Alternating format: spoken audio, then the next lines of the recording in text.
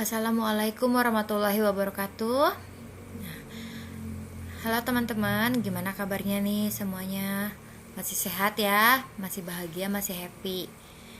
Nah, kali ini kita akan membahas tentang konsep dasar keperawatan lagi, melanjutkan materi yang minggu kemarin. Kita masuk ke bab 2, yaitu tentang kebutuhan biologis manusia.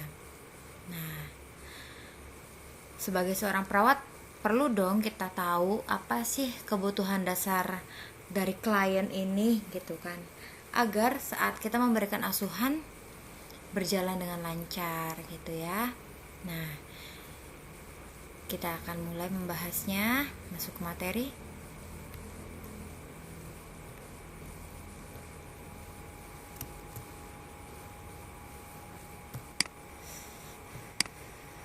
Nah, ini ada tingkat kebutuhan dasar manusia. Piramida ini dibuat oleh Maslow. Yang paling rendah paling dasar ada fisiologis. Apa sih itu Bu kebutuhan fisiologis manusia?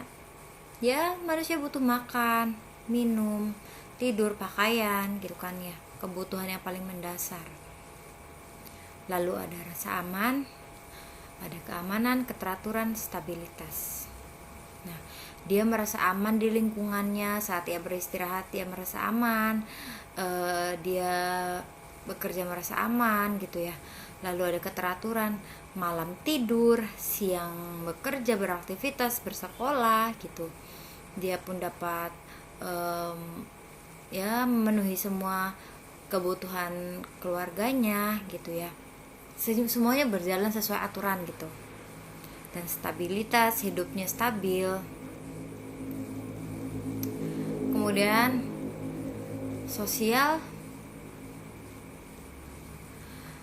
dia merasa diterima oleh keluarganya, dia merasa diterima oleh orang-orang sekitarnya, juga dia mungkin mempunyai teman yang satu frekuensi dengan dia. Jadi dia merasa nyaman nih di kehidupan sosialnya.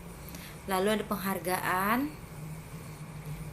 pencapaian, dia bisa mempunyai ini itu gitu ya. Dia mempunyai status sosial yang tinggi, dia memiliki tanggung jawab yang besar, dia mempunyai reputasi yang baik nih di sini pencapaiannya. Nah, yang paling tinggi adalah pengembangan diri, pemenuhan ideologi dan lain-lain.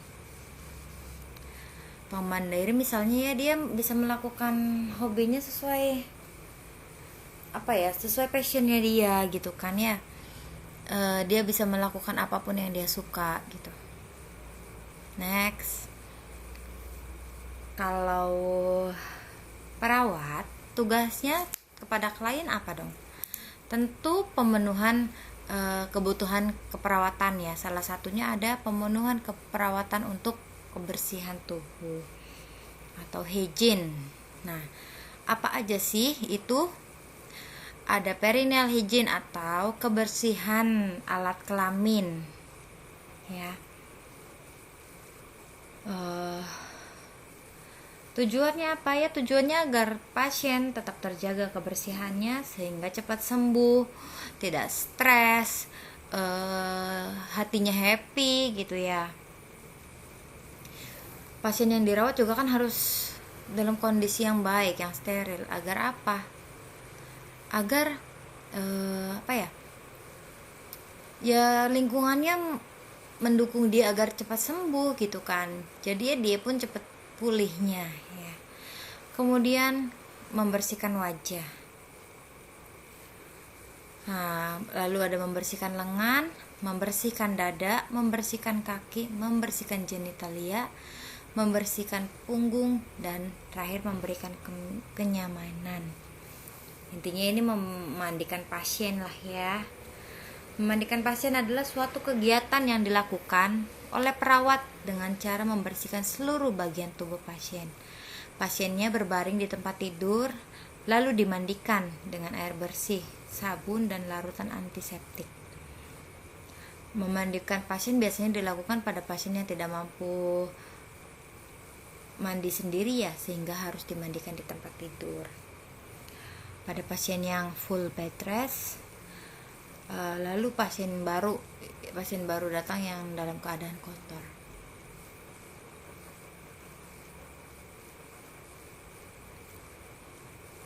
Nah, kemudian ada oral hygiene. Biasanya dilakukan pada pasien seperti apa? Oral hygiene ini membersihkan mulut pasien ini pada pasien yang lumpuh, pada pasien yang stroke berat, pada pasien yang apatis, yang udah nggak bisa ngapa-ngapain gitu ya, udah nggak peduli dengan dirinya gitu, udah diem aja gitu kesadarannya ya. Lalu ada pasien stomatitis atau pembekakan pada mulut yang menyakitkan ya. Lalu pasien dengan oksigen dan NGT, pasien yang sudah lama tidak menggunakan mulut, misalnya pasien yang koma, pasien yang tidak mampu melakukan perawatan mulut sendiri, pasien stroke misalnya, pasien sesudah operasi mulut dan patah tulang rahang. Biasanya ini dibantu oleh para perawat. Kemudian perawat juga melakukan mencuci rambutnya pasien, juga memotong kuku. Untuk cara-cara ini nanti akan kita praktekkan ya kalau misalkan di buku, maksudnya dijelaskan kayak gini kan ya bingung gitu ya. Lebih baik kita nanti demo langsung aja ya pas praktek. Lalu biasanya dilakukan keramas itu pada pasien yang rambutnya kotor ya. Lalu kalau pasien yang berkutu, kita harus dipasang dulu kap kutunya. Nah, kemudian pasien yang akan melakukan operasi besar ya. Memotong kuku pada pasien yang biasanya ya penderita stroke, apatis ya, yang tidak mampu melakukan hygiene sendiri gitu. Nah, kemudian subbab berikutnya ada pemenuhan kebutuhan eliminasi urin. Apa sih ini kebutuhan eliminasi urin? Yaitu pembuangan sisa metabolisme tubuh untuk mempertahankan homeostatis tubuh. Lalu miksi adalah proses pengosongan kandung kemih apabila kandung kemih terisi, atau pipis ya yang kita kenalnya. Kemudian sistem yang berperan dalam eliminasi urin adalah ginjal, ureter, dan kandung kemih. Nah, biasanya ada masalah nih dalam eliminasi urin. Biasanya orang-orang ini yang mengalami disfungsi eliminasi urin. Nah, kemudian pada pasien-pasien ini kita biasanya menggunakan kateter. Kita masukkan selang kateter ke dalam kandung kemih, tujuannya kan untuk mengeluarkan uretra ya. Nah, kemudian masalah dalam eliminasi urin yang lain ada retensi atau penumpukan urin di kandung kemih dan ketidaksanggupan kandung kemih ya untuk mengosongkan diri. Lalu ini karena inkontinensia urin, ketidaksanggupan otot sphincter eksterna untuk mengontrol keluarnya urin. Kemudian ada enuresis, biasanya terjadi pada anak-anak, umumnya terjadi pada malam hari. Ngompol ya, mereka bermimpi nih. Nah, eliminasi urin ini kan ada penyakit ini itu ya, biasanya dipengaruhi oleh pertumbuhan dan perkembangan tubuhnya. Ya ini kan biasanya pada anak-anak kecil terjadi enuresis. Lalu sosial kultural, psikologis, takut jadinya tuh males ke kamar mandi, jadi ditahan urinnya, kemudian ya jadi penumpukan urin kan. Kemudian kebiasaan nih, males untuk pipis ya. Lalu tonus ototnya, inkontinensia nih, tonus ototnya nggak sanggup untuk mengeluarkan urin. Kurangnya masuknya ini cairan. Ada kondisi penyakit tertentu, misalkan batu ginjal gitu ya. Terus post operasi, faktor obat-obatan juga gitu ya. Perubahan pola eliminasi urin, ini merupakan keadaan seseorang yang mengalami gangguan pola eliminasi urin, biasanya karena obstruksi anatomis abisnya pembedahan, kerusakan motorik sensorik, atau infeksi saluran kemih. Perubahan pola eliminasi terdiri dari frekuensinya nih. Biasanya disebabkan oleh peningkatan jumlah cairan yang masuk ke tubuh. Jadi kita sering minum, jadinya ya sering pipis juga kan. Namun bisa juga disebabkan oleh stres atau saat mengandung. Biasanya pada hamil muda, kandung kemih itu menekan uterus ya, atau rahim. Jadinya maaf uterus menekan kandung kemih, jadinya susah ini ya, makin sering gitu pipisnya, air seninya sedikit keluar gitu, pengen pipis. Lalu ada urgensi, perasaan klien atau pasiennya ingin berkemih tapi takut terhadap inkontinensia jika tidak berkemih. Nah, biasanya tuh terjadi pada anak kecil ini. Kemudian ada disuria, ya nggak sebuah rasa sakit ya saat berkemih, biasanya karena infeksi saluran kemih ya. Kemudian ada poliuria, urinnya tuh tidak normal padahal nggak minum banyak, jadi pengennya pipis terus ya, biasanya pada penderita diabetes. Kemudian urinaria supresi, yaitu kondisi urin yang tidak dapat diproduksi secara mendadak. Secara normalnya kan urin diproduksi oleh ginjal secara terus-menerus, kira-kira 60 sampai 120 ml per jam. Nah, kita berlanjut ke subbab berikutnya tentang pemeriksaan sistem tubuh dan pemberian oksigen. Seorang perawat harus bisa melakukan pemeriksaan tanda vital. Nah, kemarin saya kira kalian itu sudah bisa cara tensi, kan katanya udah pernah praktek katanya gitu ya. Ternyata pas dicoba satu-satu masih masang mansetnya aja belum bisa. Jadi nanti pada praktek berikutnya saya akan ngajarin dulu, biar lebih jelas. Saya akan coba satu-satu, nggak ke pasien kayak kemarin lagi ya, kita tes satu-satu caranya gitu. Nah, yang pertama adalah perawat harus bisa melakukan pemeriksaan tanda vital, salah satunya tekanan darah nih. Untuk apa sih memeriksa tekanan darah? Untuk mencari sistolik dan diastolik. Apa itu sistolik? Sistolik adalah saat jantung memompa, saat jantung tuh tegang gitu ya. Kemudian diastolik saat jantung beristirahat gitu.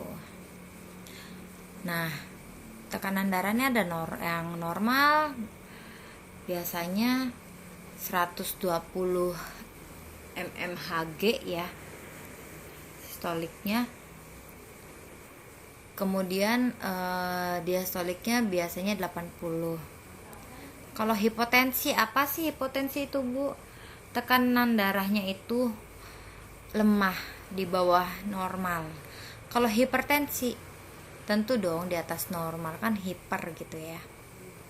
Denyut nadi tujuannya untuk mencari apa? Mencari frekuensi, kualitasnya, lalu irama nadinya, frekuensinya. Dalam 1 menit ini nadi berapa kali berdetak ya, kemudian detaknya lemah atau kuat. Biasanya pada penderita hipotensi detaknya pun lemah gitu. Irama nadinya teratur nggak nih? Biasanya kan tek tek tek tek tek tek tek tek, atau nantinya tek tek tek tek tek tek tek tek tek tek, atau cepat nantinya lemah. Itu kan berarti kan irama nadinya kacau ya. Ada yang normalnya denyut nadi itu 60 sampai 80 kali per menit saat orang dewasa beristirahat ya. Namun pada saat beraktivitas biasanya 60 sampai 100 kali. Bradikardi ini apa? Bradikardi ini suhu yang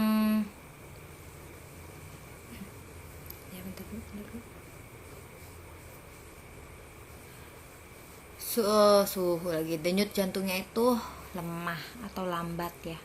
Biasanya kurang dari 60 kali per menit. Takikardi ini apa? Takikardi biasanya denyut nadinya lebih dari 60 kali per menit. Kemudian suhu ya yang normalnya di bawah 37,5. Pernapasan yang normalnya ya 18 kali ya yang normalnya pada orang dewasa itu 12 kali sampai 20 kali per menit. Kalau yang kusmaul itu pernapasannya dalam dan cepat, biasanya pada penderita asma. Kalau yang biot ini tidak teratur, biasanya diselingi dengan apne atau henti napas. Lalu yang terakhir adalah napasnya tuh awalnya lemah tapi nantinya naik, nantinya ngos-ngosan, nantinya lemah lagi kayak gitu ya, diselingi dengan apne juga. Kemudian tujuan pemberian oksigen untuk apa?